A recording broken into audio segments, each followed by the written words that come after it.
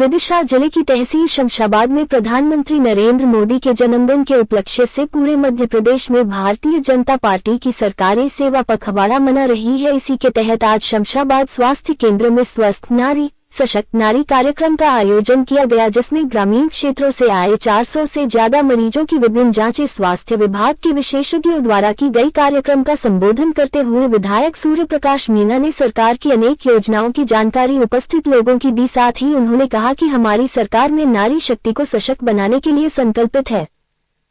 ये प्रधानमंत्री के जन्म दिवस के अवसर से सेवा पखवाड़ा शुरू हुआ है और महिलाओं के स्वास्थ्य पर विशेष ध्यान दिए जाने हेतु उनके स्वास्थ्य परीक्षण के लिए शिविर आयोजित किए जा रहे हैं। उसी श्रृंखला में आज शमशाबाद सामुदायिक केंद्र में स्वास्थ्य शिविर का आयोजन किया गया है, जिसमें हमारे विशेषज्ञ डॉक्टर्स भी आए हैं और उनको दवाएं भी उपलब्ध कराई जा रही हैं महिलाओं के स्वास्थ्य के संबंध में। इसमें रक्तदान का भी एक शिविर लगाया गया, क्या कुछ उद्देश्य है और कितना रक्तदान हुआ? समय पर जब आवश्यकता पड़ती है तो रक्त उपलब्ध नहीं हो पाता है, कई बार बड़े हादसे हो जाते हैं। उसी को ध्यान में रखते हुए रक्त बैंक में रक्त उपलब्ध कराने हेतु ये रक्तदान शिविर चलाए जा रहे हैं। नटेरन में भी किया गया था, जहाँ 64 ब्लड यूनिट उपलब्ध हुई थी और आज हमारे यहाँ शमशाबाद में भी है, ताकि लोगों को इसके प्रति जागरूक भी किया जाए कि रक्तदान करने से कोई हानि नहीं होती है और सेवा का भी भाव जागृत होता है। महिला सशक्तिकरण पर बहुत जोर दिया है और उस दिशा में हमारी चाहे प्रदेश की सरकार हो या केंद्र की सरकार, दोनों सरकारों ने महिलाओं के अधिकारों को लेकर, उनके स्वास्थ्य को लेकर बहुत सारी योजनाएं प्रारंभ की है।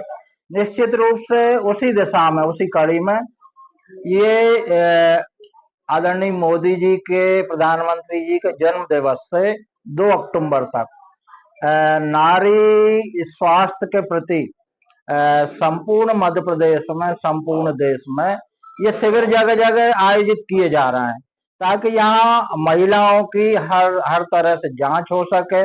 यदि स्वास्थ्य में कहीं कोई समस्या है तो उसके बारे में डॉक्टरों से सलाह मशवरा के बाद ऑपरेशन की जरूरत है तो वो होगा, और दवाई से ठीक होने वाली यदि कोई बीमारी है तो वो ठीक होगी।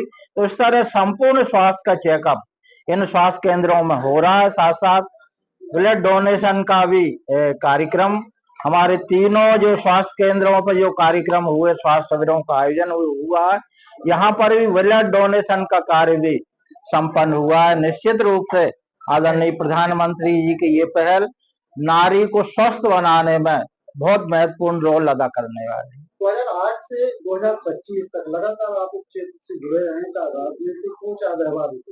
पहले की स्वास्थ्य सेवाओं में और आज की स्वास्थ्य सेवाओं में आप क्या अंतर है? देखिए, पहले के मुकाबले आज बहुत बेहतर स्वास्थ्य सेवाएं हुई हैं, लेकिन हमें उसका एक दूसरा पहलू ये भी देखना होगा कि देश आजाद हुआ तो सड़क, बिजली, पानी और हमारे यहाँ खाने के लिए अन्न की बहुत समस्या थी।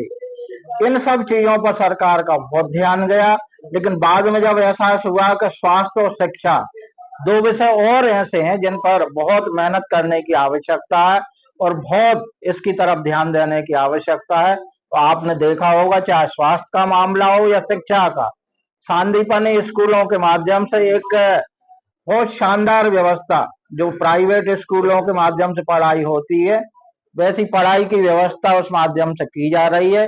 इसी तरह से स्वास्थ्य के मामले में भी आपने देखा होगा, अभी कोरवाई में आदरणीय मुख्यमंत्री जी का कार्यक्रम था, लगभग 8 करोड़ रुपए के प्राथमिक स्वास्थ्य केंद्रों का हमने लोकार्पण किया। बहुत जल्दी उनमें जो व्यवस्था, आवश्यक व्यवस्थाएं होती हैं संसाधनों की, वो करके उनको हम प्रारंभ करेंगे। इसी तरह से प्राथमिक स्तर पर जो अस्पताल होते हैं वो भी लगभग 30 स्थानों पर वो बन रहा है और प्रत्येक की लागत 55 लाख रुपए है। तो कुल मिलाकर स्वास्थ्य और शिक्षा के प्रति भी हमारी दोनों सरकारें सजग हैं, सतर्क हैं। इनमें भी बहुत तेजी से कार्य हो रहा है और आने वाले समय में मुझे लगता है कि हम दोनों क्षेत्रों में बहुत बेहतर सेवाएं दे पाएंगे।